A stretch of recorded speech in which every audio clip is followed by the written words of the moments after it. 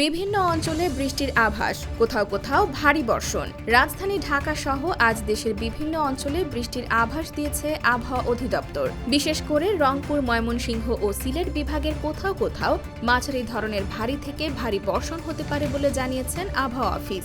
বুধবার 12 জুন সন্ধ্যা 6টা থেকে পরবর্তী 24 ঘন্টার আবহাওয়া পূর্বাভাসে তারা জানান, আজ রংপুর, ময়মনসিংহ ও সিলেট বিভাগের অনেক জায়গায়, ঢাকা ও চট্টগ্রাম বিভাগের কিছু কিছু জায়গায় এবং রাজশাহী, খুলনা ও বরিশাল বিভাগের দু-এক জায়গায় অস্থায়ীভাবে দমকা হাওয়া সহ হালকা থেকে মাঝারি ধরনের বৃষ্টি হতে পারে। এ সময় বজ্রপাতের আশঙ্কাও রয়েছে।